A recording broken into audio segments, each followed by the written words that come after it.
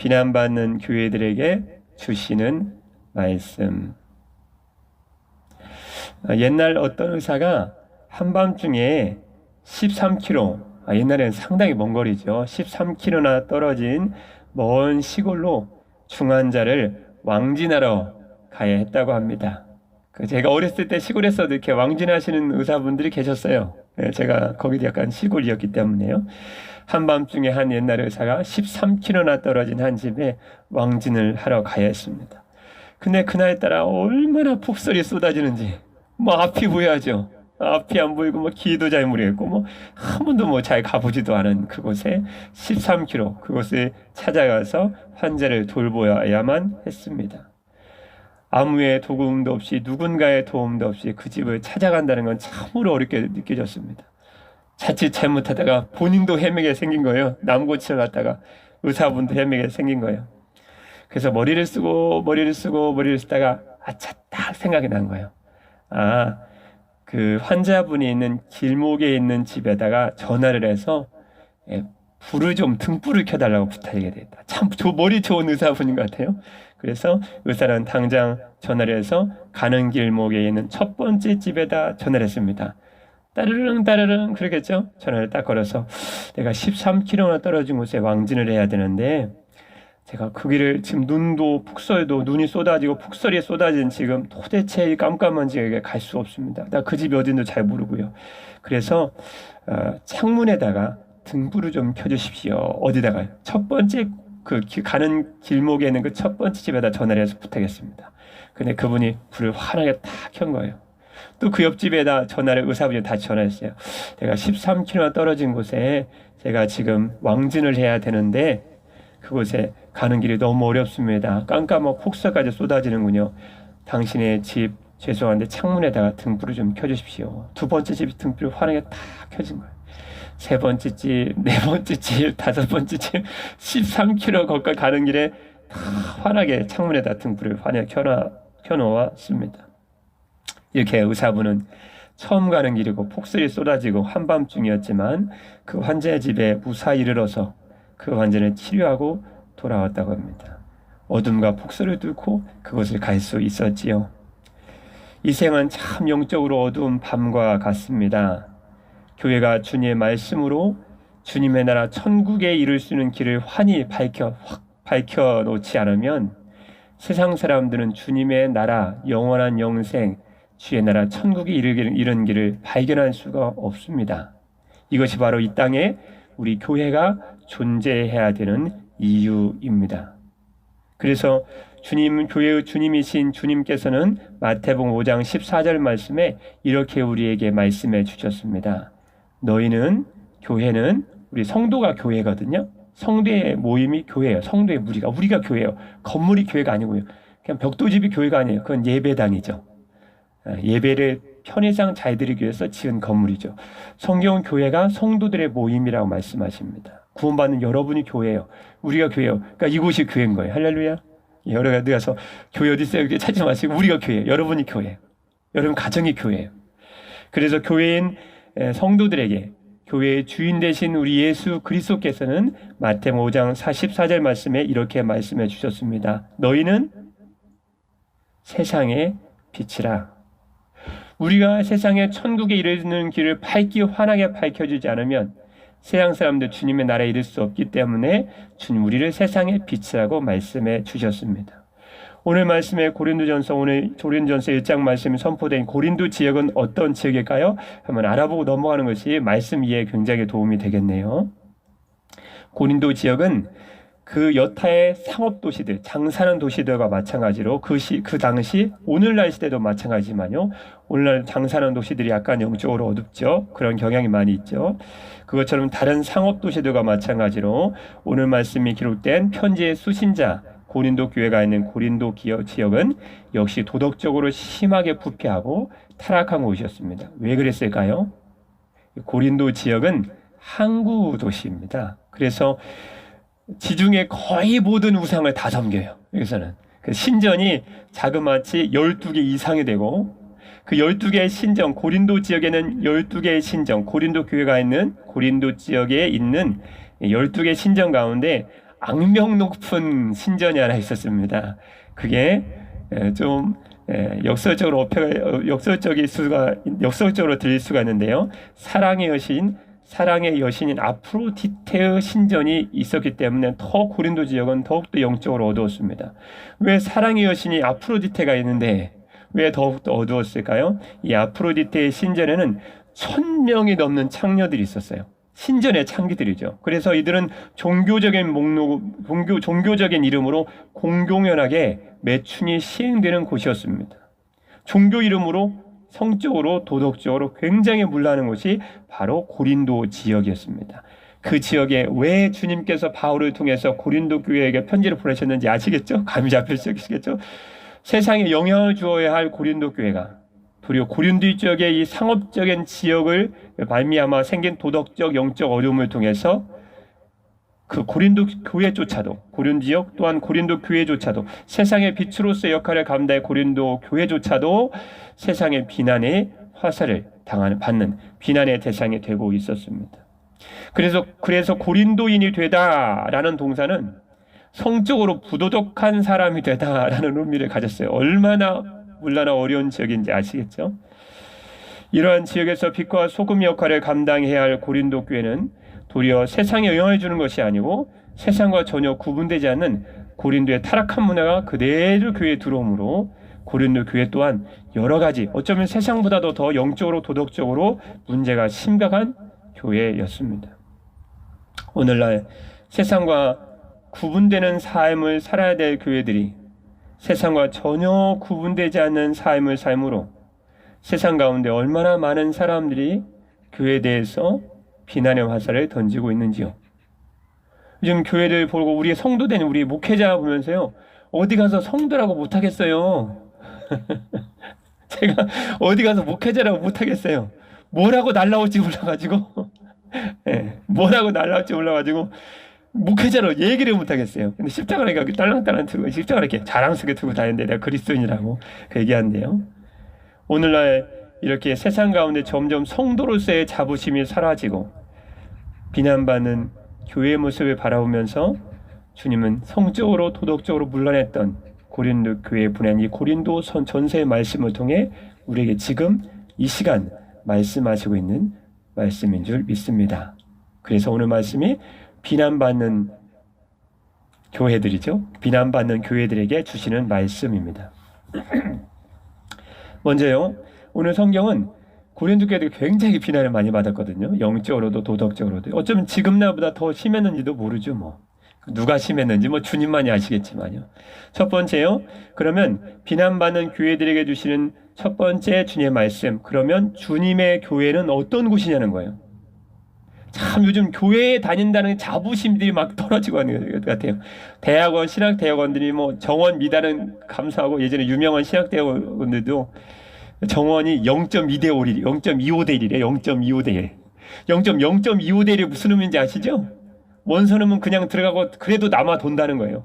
자부심이 신학교에 들어갈 사람들의 자부심이 아주 땅에 떨어졌고 성도들이건 청소년들이건 요즘 직장 가운데 가면요 제일 먼저 물어보는 게 뭐냐면 교회 다니세요? 교회 다니세요? 교회 다니세요? 교회 다니시면 못 들어가요.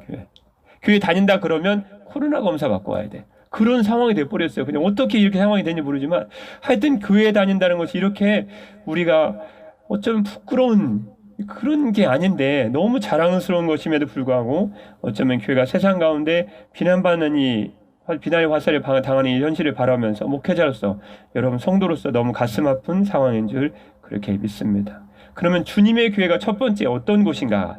주님의 교회는 세 가지의 모습을 성경에서 보여주시고 있습니다. 2절입니다. 2절. 고린도에 있는 하나님의 교회. 하나님의 교회 딱 나오네. 하나님의 교회 어떤 교회일까요? 하나님의 교회는 어떤 교회일까요? 곧 그리스도 예수 안에서 거룩해지고 그랬습니다. 여러분 우리가 생각하는 교회는요 너무 거룩한 교회예요. 주님이 우리에게 말씀하신 교회는 너무 거룩한 교회예요. 첫 번째 주님이 말씀하시는 교회 어떤 곳일까요? 첫 번째는 그리스도 예수 안에서 거룩해진 성도들의 모임이라는 거예요.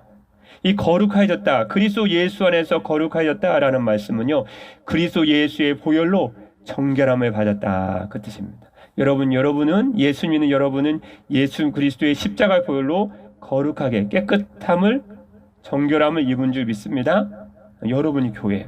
그래서 요한일서 10장 7절 말씀에 보면요, 그가 빛 가운데 계신 것 같이 우리도 빛 가운데 행하면 우리가 서로 사귐 있고 그 아들 예수의 피가 우리를, 여러분과 저를 모든 죄에서 깨끗하게 하실 것이요 그랬습니다.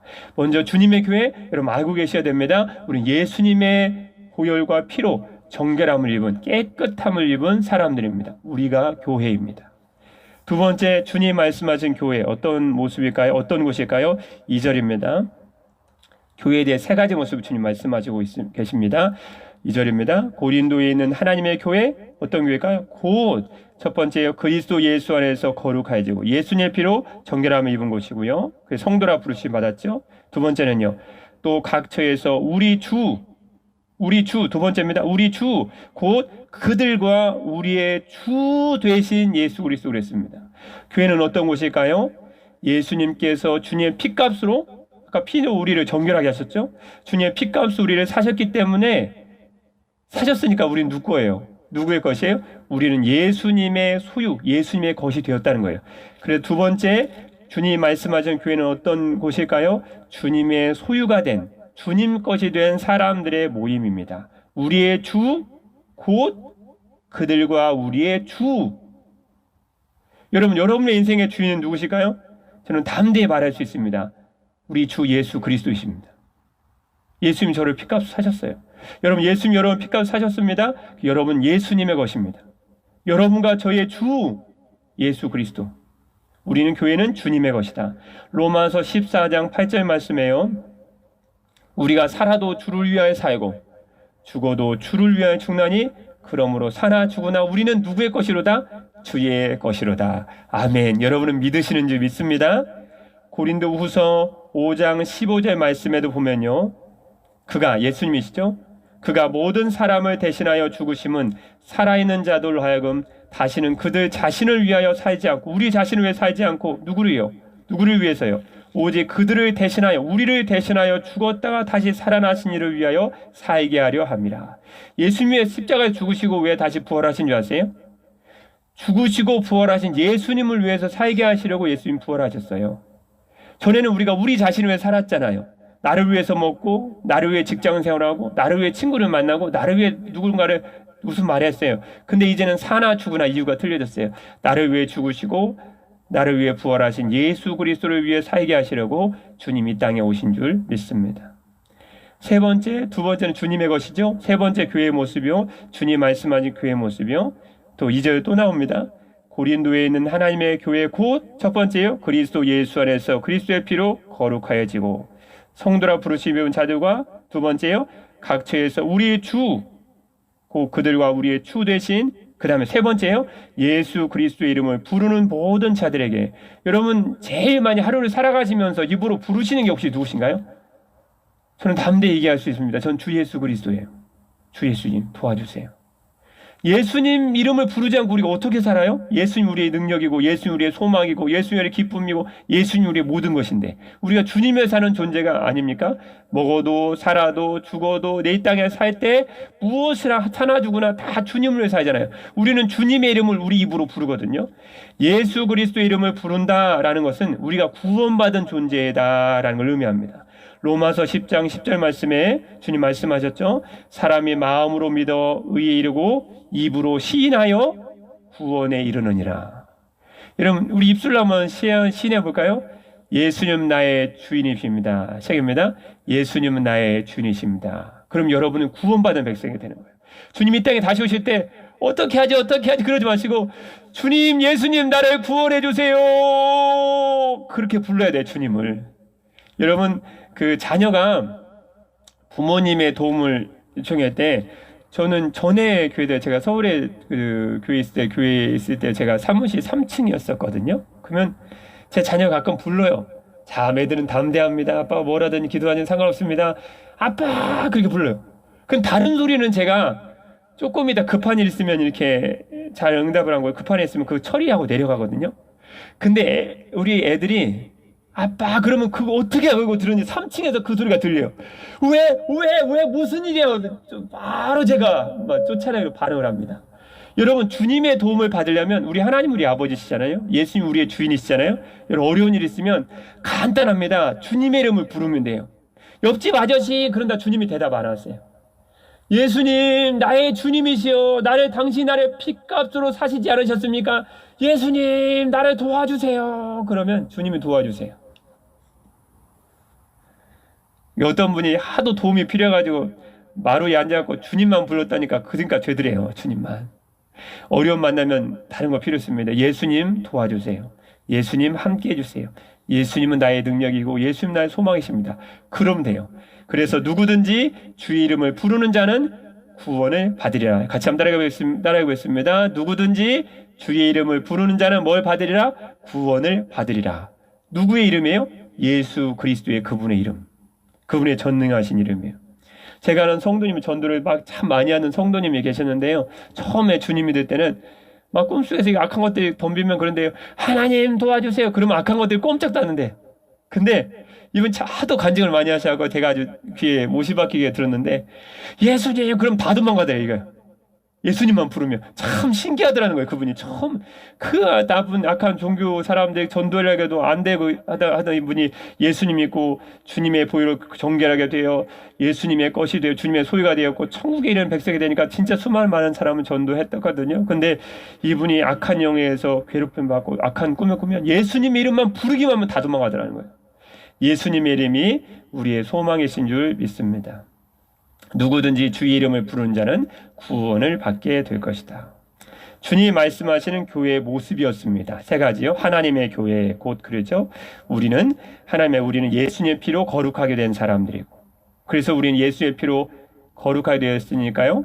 거룩하게 되었으므로 예수의 피로 삼바된 존재죠. 그러니까 우리는 예수님의 것이고, 도움이 필요하시면 예수님의 이름을 부르십시오. 예수님 이름을 부르는 사람은 다 구원을 받게 될 것이다. 믿으시길 바랍니다. 그럼 두 번째요. 비난받는 교회들에게 주시는 두 번째 뭐죠? 첫 번째는 교회가 어떤 곳인지를 주님 분명히 말씀해 주셨습니다. 너희는 세상에 비난을 받는 그런 존재가 아니라는 거예요. 굉장히 영광스럽죠. 예수님 핏값으로 이렇게 사셨으니까요. 두 번째는요. 교회는 어떤 교회일까요? 오늘 2절 말씀이에요. 고린도에 있는 누구의 교회 그랬을까요? 2절 말씀 계속 보네요. 하나님의 교회에 그랬습니다. 하나님의 교회. 여러분, 고린도 교회가 하나님의 교회라는 말씀은 비록 그들 고린도 교회가 영적으로 부족하고 미성숙한 모습을 지니고 있었지만 그럼에도 불구하고 그들은 하나님의 구속의 섭리, 즉 주님의 다스리심과 통치를 받는 곳이었다는 것. 참 놀라운 말씀입니다. 아무리 세상 가운데 교회가 부족하고 영적으로 부족하고 신앙 성장이 안 돼서 세상 가운데 부족한 모습을 자꾸 보이므로 많은 사람의 교회를 비난하고 그런 모습을 보일지라도 교회는 누구의 교회예요? 하나님의 교회래요. 하나님의 교회라는 의미가 뭐죠? 하나님이 통치하시고 다스리신다는 거예요. 그게 참 놀라운 말씀입니다. 우리 보통 신앙생활 하시면서 섭리 그러죠. 섭리가 뭐냐면요. 굉장히 쉽습니다. 다스릴 다스릴 하나님이 다스리신다 그 뜻이에요. 교회가 하나님의 교회다라는 말씀 무슨 뜻이냐면요. 우리가 부족하든 그렇지 않든 내가 잘나든 그렇지 않든 못 배웠든 많은 것을 가지든 그렇지 않든 아무 관계없이 주님은 우리를 섭리 다스리시고 통치하신다는 거예요. 여러분의 가정에 비록 어떤 모습을 가지고 있는지 저희가 잘 모르겠지만 주님은 여러분의 가정을 섭리하십니다. 통치하시고 다스리시고 이끄신다는 거죠. 마지막 세 번째는요. 비난받는 교회들에게 주님이 주시는 마지막 세 번째 말씀은요. 교회가 이 땅에 소망이 될 수밖에 없는 이유를 말씀하십니다. 왜 교회가 세상 가운데 부족한 모습이 되어서 매스컴에서 저렇게 떠드시고 사람들이 비난의 화살을 던지시고 우리 교회에 대해서 많이 오해하는 모습을 많이 갖고 있지만요. 그럼에도 불구하고 고린도전서 1장 말씀에서 주님이 또 하시는 말씀이 무슨 말씀이시냐면요. 그럼에도 불구하고 교회가 이 땅에 소망이 될 수밖에 없는 이유를 주님 말씀하십니다. 그 8절입니다. 8절입니다. 시작입니다. 주께서 너희를 우리 주 예수 그리스도의 날에 책망할 것이 없는 자로 끝까지 견고하게 하시리라. 이 말씀이 8절의 말씀이 이 땅의 교회가 세상의 소망이 될 수밖에 없는 이유를 말씀하시는 것입니다. 주께서 너희를 우리 교회를 우리 주 예수 그리스도의 날에 책망할 것이 없는 자로 예수 그리스도의 날이란 말씀은요, 예수님이 이 땅에 다시 재림하시는 날, 주님 이 땅에 우리를 구원하시기 위해서 다시 오시는 날, 악에 대해서 심판하시고 예수님인 주님 있는 우리들을 구원하시기 위해 이 땅에 오시는 날에 책망할 것이 없는, 여러분이 책망할 것이 없는, 이게 혹시 NIV 성경으로 무슨 말씀인 줄 아시나요? 이게 블레임리스입니다. 저는 이 블레임리스, 책망할 것이 없는 말을 영어 성경 보다가 제가 되게 깜짝 놀랐어요. 블레임리스라니, 책망할 것이 없는 이 말이 NIV 성경에 보면 비난할 여지가 없는 이란 뜻이에요. 우리가 지금 무슨 말씀을 지금 오늘 배우고 있죠? 비난받는 교회들에게 주시는 말씀. 근데 8절 말씀 보니까요, 주 예수께서 이 땅에 다시 오실 때 너희는 블레임리스, 비난받지 않는 곳이 되게 하겠다. 여러분 놀랍지 않으시나요? 저는 NIV 성경보다 깜짝 놀랐어요. 맞춰서 한 것도 아닌데, 비난받는 교회들이 주님께서 오시는 날에 더 이상 비난을 받지 않도록 주님은 끝까지 견고해, 이 견고하다는 말씀은요, 끝까지 튼튼히 세워주실 것이다. 이거 현대를 번역해 보면요, 끝까지 지켜주실 것이다, 그렇게 말씀해 주십니다. 많은 사람들이 교회에 대해서 이 안 좋은 말을 하고 있지만, 세상 사람들의 비난을 받는 교회들이 주님께서 이 땅에 오시는 날 더 이상 블레임리스, 비난받지 않는 곳이 되도록 내가 너를 끝까지 튼튼히 세워주고 끝까지 너를 견고케 하고 끝까지 너를 지켜주시겠다는 말씀입니다. 이게 교회가 세상 가운데 소망이 될 수밖에 없는 이유를 말씀하시는 거예요. 여러분, 우리 교회가 왜 세상의 소망이 될 수밖에 없을까요? 여러분 꼭 기억하시고 계셔야 돼요. 교회는 주님의 교회, 주님의 소유된 곳이기 때문에 그래요. 우리의 능력과 힘이 아니고 우리는 부족해서 세상 가운데 덕스러운 삶을 많이 살지 못함으로, 때론 말에 실수가 있고 행함에 실수가 있고 세상 사람들을 많이 섬기는 모습을 많이 못 보이는 게 사실이잖아요. 그런 것을 통해서 이제 그런 모습을 통해 비난의 와서 지금 교회를 오고 있지만, 그럼에도 불구하고 주님은 하나님의 교회, 하나님의 통치, 하나님의 섭리, 하나님의 섭리 아래 있기 때문에 주님께서 주님 오신 날 더 이상 세상 사람들의 비난, 블레임리스, 비난을 받지 않을 수 있도록 견고하게 하시고, 친히 견고하게 하시고, 끝까지 튼튼히 세워주시고, 끝까지 내가 너를 지켜주시겠다고 주님 말씀해 주시고 있습니다. 그래서 마태복음 16장 18절 말씀에 베드로에게 교회에 대해서 말씀하시면서 주님이 이렇게 말씀해 주셨습니다. 마태복음 16장 18절 말씀이에요. 예수님의 말씀이십니다. 교회에 대해서요. 내가 내게 이르노니 너는 베드로라. 베드로의 뜻은 반석이죠. 내가 이 반석 위에, 예수 그리스도를 믿음으로 고백하는 이 반석 위에 주는 그리스도시요 살아계신 하나님의 아들이십니다 라고 고백하는 이 믿음의 반석 위에 내 교회를 세우리니, 교회가 누구의 교회예요? 예수님의 교회라는 거예요. 누가 세우시겠다는 거예요? 내 교회를 내가 세우리니 음부의 권세, 죽음의 권세가 이기지 못하리라. 교회는요, 결국은 주님의 소유입니다. 여러분 가정 가운데 아무리 어려운 일이 있어도 괜찮은 이유가 있어요. 그 이유는 주님이 여러분을 예수님의 피값으로 사시고 여러분을 소유로 삼으시고 여러분과 늘 함께 하셔서 여러분을 굳건하게 하시고 지키시고 돌봐주시는 예수님이 우리의 주인, 우리의 소유자가 되신다는 거죠. 그게 우리와 여러분의 가정의 가장 큰 소망이에요.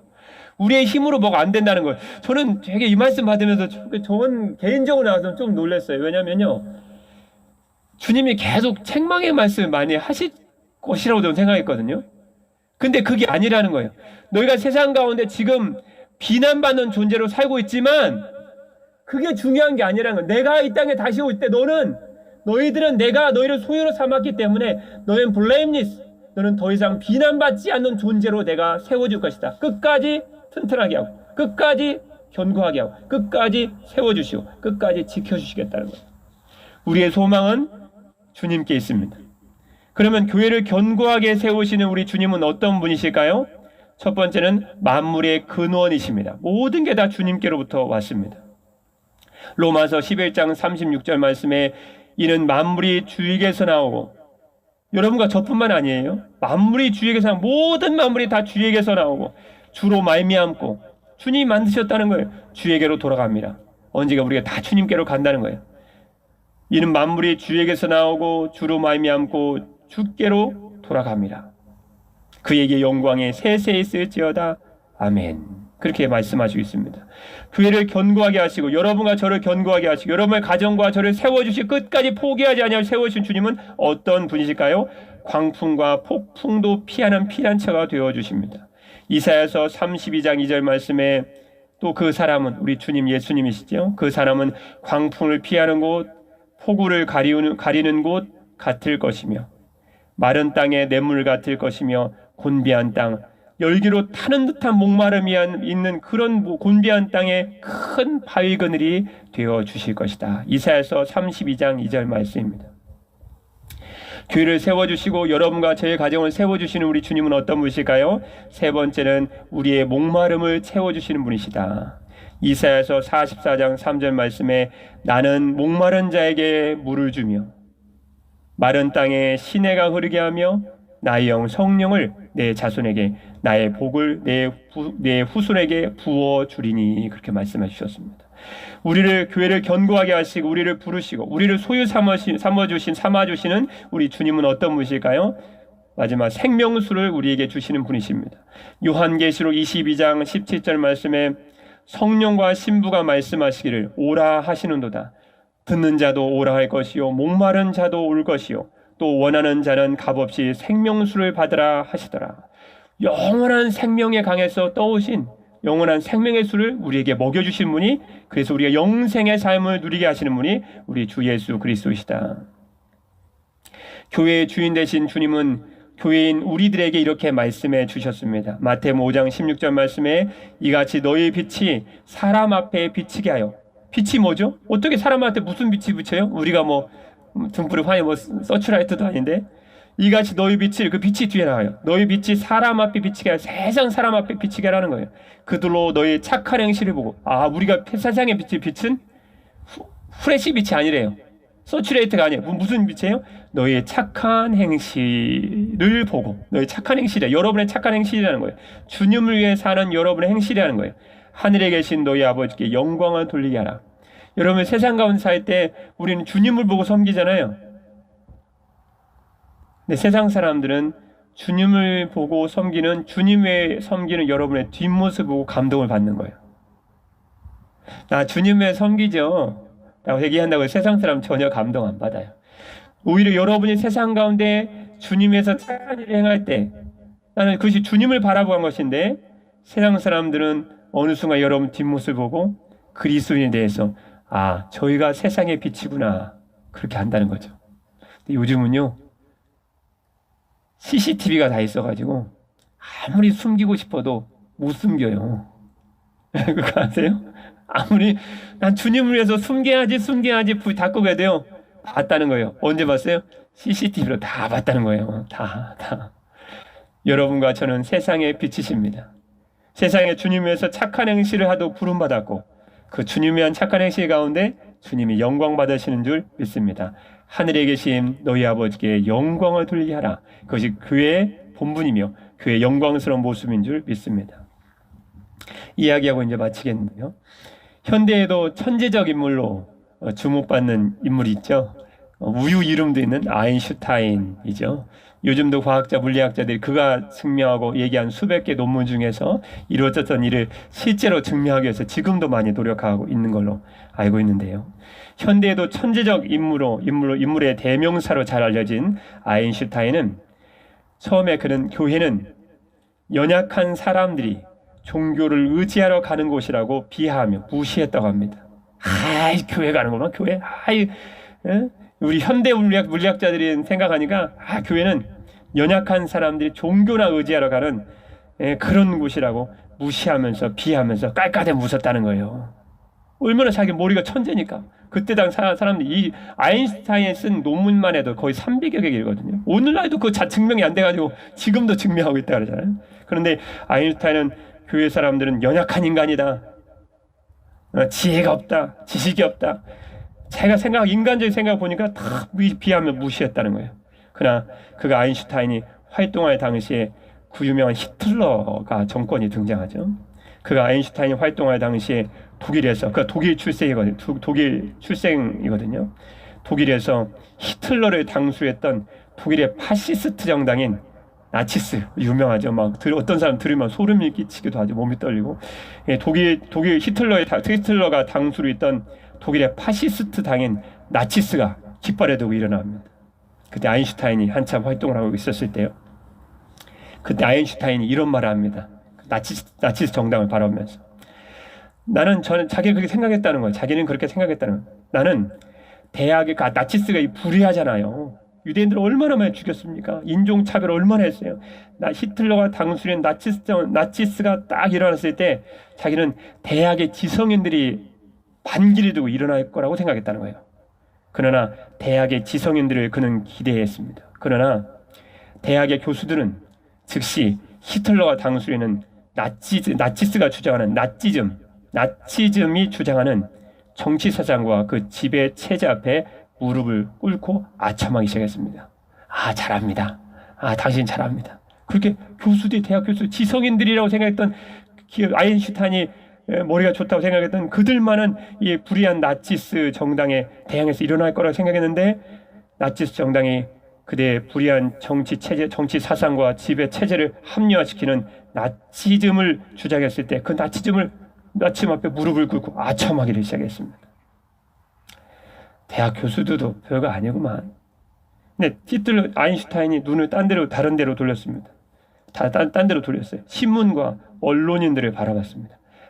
저희는 붓을 들어서 아마 나치스가 얼마나 불의한 일이고 어떻게 인종에 저렇게 나쁘게 차별하는지를 알게 할 것이다 기대했습니다. 그러나 신문과 언론인들은 그의 기대를 채우지 못했습니다. 신문과 언론인들도 얼마 지나지 않아서 필봉 붓의 끝을 내려놓고 말았어요. 그리고 갑자기 나치스 정당에 갑자기 아부를 하기 시작합니다. 그런데 아인슈타인이 다시 봤어요. 그런데 오직 교회만이 나치스 정당, 히틀러가 당수로 있는 이 불의한 나치스 정당, 이 독재자 히틀러에게 항거하여 수많은 기독교인들이 다 끌려가는 거예요.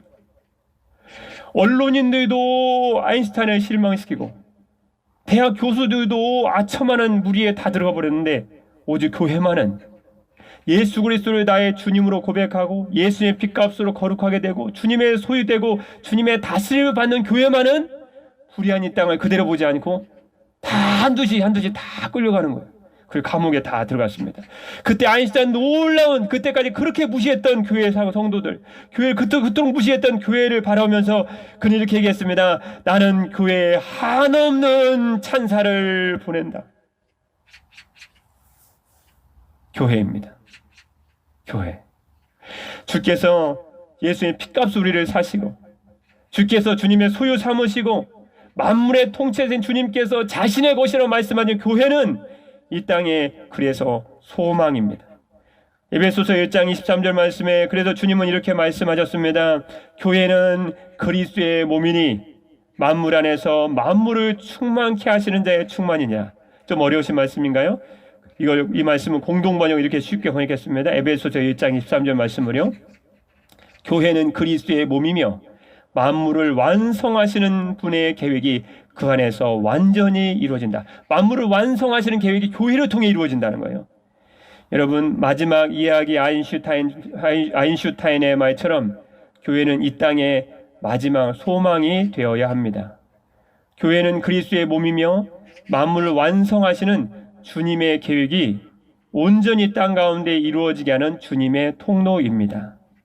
지금은 비록 여러 가지 부족한 모습으로 인해 세상 사람들에게 세상 가운데서 비난의 화살을 받고 있지만, 신실하시고 미쁘신 우리 주님께서 교회를 향한 그분의 계획을 온전히 이루어 주실 줄 믿습니다.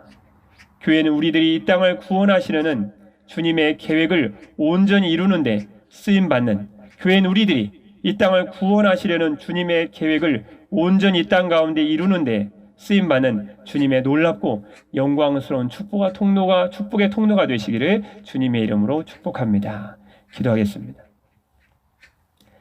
모든 은혜의 하나님, 고 그리스도 안에서 너희를 부르사 자기의 영원한 영광에 들어가게 하시니가 잠깐 고난을 당한 너희를 친히 온전하게 하시며 굳건하게 하시며 강하게 하시며 터를 견고하게 하시리라.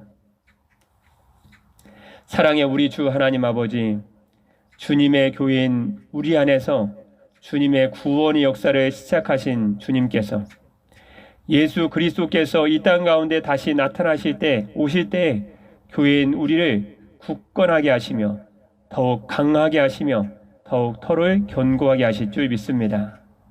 우리 안에서 착한 일을 시작하신 이가 그리스도 예수의 날까지 이루실 줄을 우리는 믿습니다. 지금은 비록 주님의 교회들인 저희들이 주님 보시기에 부족하지만 만물을 새롭게 하시는 주님의 역사하심으로 세상 가운데 주님의 빛을 밝히 비추는 영광스러운 교회가 되게 하여 주옵소서. 주님의 영광을 나타내는 축복의 통로가 되기를 소망합니다. 주님께서 이 땅 가운데 주님의 구원의 계획을 이루시는데 귀하게 쓰임받는 주님의 도구가 되게 하여 주옵소서. 우리를 죄에서 구원하신 주 예수 그리스도의 이름으로 기도드립니다. 아멘. 교회는 이 땅의 소망이며 주님의 영광을 나타내는 축복의 통로인 줄 믿습니다.